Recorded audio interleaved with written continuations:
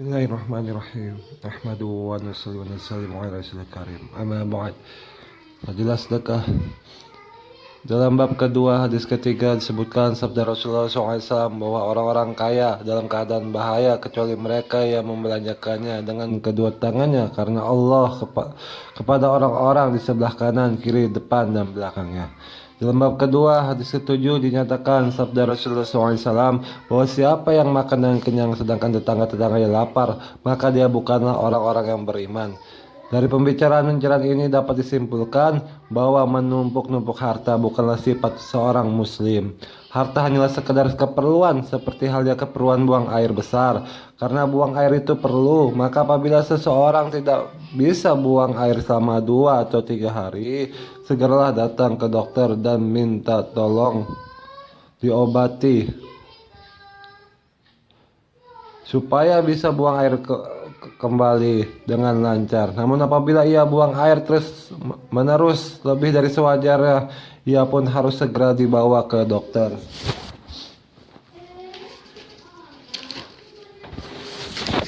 untuk diobati. Begitu juga apabila seseorang mengetahui bahwa buang air besar itu penting, tapi ia menganggap bahwa kotoran tinja itu sangat penting karena berasal dari benda-benda atau makanan-makanan yang telah diperolehnya dengan susah payah, sehingga ia menyimpan tinja itu di rumahnya dan tidak mau membuangnya, maka akibatnya sisi rumah itu akan mencium bau busuk. Pikiran orang itu pun akan terganggu dan akan menimbulkan berbagai penyakit. Sebagaimana halnya kotoran yang tidak dibuang dari rumah, maka menimbun harta secara berlebihan, yakni lebih dari keperluan dan tidak diinfakkan di jalan Allah, maka ini akan menimbulkan berbagai penyakit batin bagi pemiliknya, seperti takabur, bangga diri, bermegah-megahan, bakhil, dan lain-lain.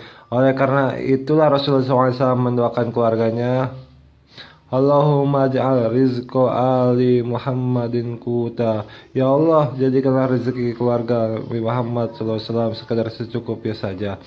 Ini jangan diberi lebih dari sekadar keperluan agar tidak timbul fitnah. Oleh karena itu Said, anak cucu Rasulullah pada umumnya tidak memiliki banyak harta kekayaan, walaupun ada beberapa orang di antara mereka yang menjadi kaya.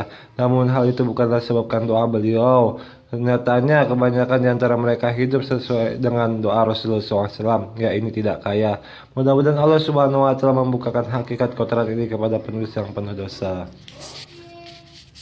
Hadis kelima dari Buraidah radhiyallahu an berkata bahwa Rasulullah SAW bersabda, tiada suatu kaum yang menahan zakat hartanya kecuali Allah Subhanahu wa Ta'ala akan mendatangkan bencana kelaparan kepada mereka.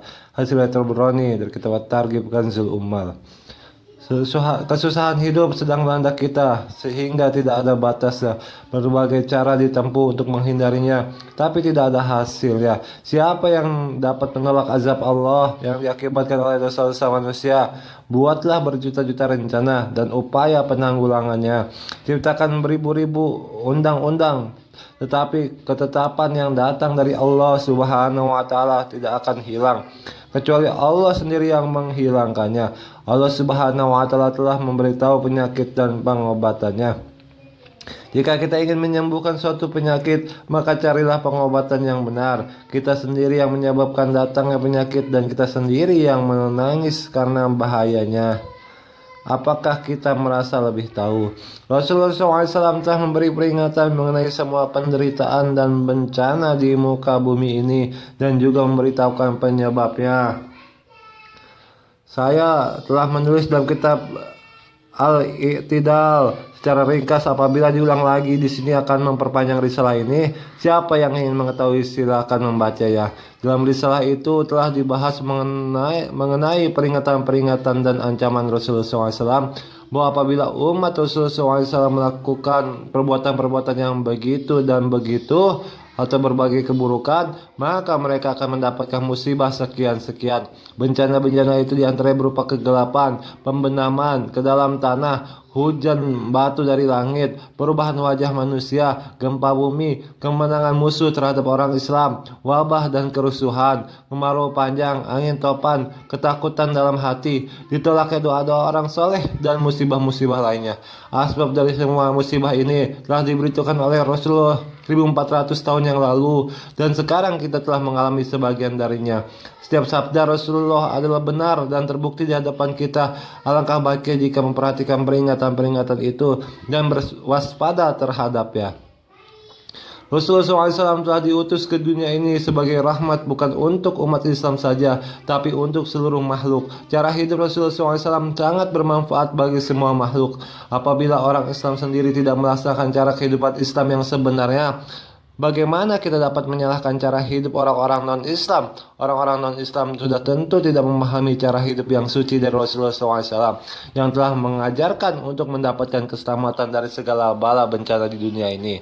Kaitannya dengan masalah ini, saya ingin mengutip sabda-sabda Rasulullah SAW yang berisi peringatan ancaman terhadap orang yang enggan menunaikan zakat, karena memang itulah maksud dari bab ini.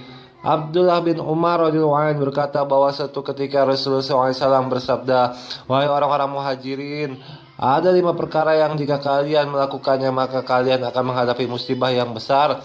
Saya meminta perlindungan kepada Allah dari keadaan kalian yang demikian. Pertama, apabila fahsya dan zina dilakukan oleh suatu kaum secara terang-terangan, maka akan muncul di kalangan mereka penyakit-penyakit yang tidak pernah didengar sebelumnya. Kedua, apabila manusia berbuat curang dalam timbangan, maka kemiskinan, kesusahan, kezaliman dari raja atau pemerintah akan menimpa mereka. Ketiga, apabila suatu kaum berhenti dari membayar zakat, maka hujan tidak akan diturunkan kepada mereka. Jika tidak ada binatang-binatang, maka tidak akan diturunkan hujan walaupun setetes. Karena binatang-binatang itu makhluk Allah yang tidak berdosa, maka sedikit hujan akan diturunkan bagi mereka. Keempat, apabila manusia telah berkhianat atas janji-janji mereka, maka mereka akan dikuasai oleh kaum lain dan harta mereka akan dirampoknya.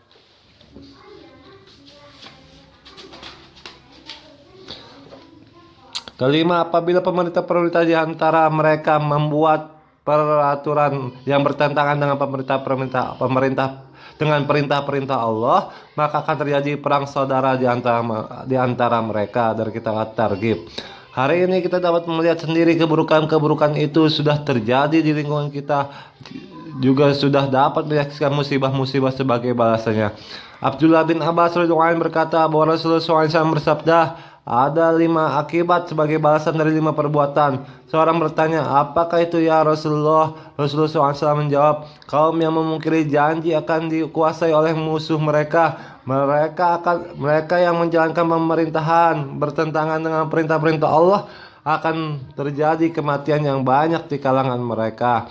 Hujan tidak akan diturunkan kepada kaum yang tidak menunaikan zakat. Mereka yang menipu dalam timbangan akan dibalas, dan kegagalan hasil pertanian, kesusahan dan kemiskinan akan menguasai mereka. Dari kitab At-Targhib. Mungkin hadis ini telah diringkas sehingga pembawa berita hanya menyebutkan 4 macam saja. Dalam hadis ini dinyatakan bahwa akan terjadi banyak kematian karena pemerintah membuat peraturan yang bertentangan dengan perintah-perintah Allah. Sedangkan dalam hadis sebelumnya dinyatakan perang saudara, maka kedua perkara ini bisa dianggap berlainan. Memang banyak kematian disebabkan perang saudara yang kini sedang terjadi di depan mata kita.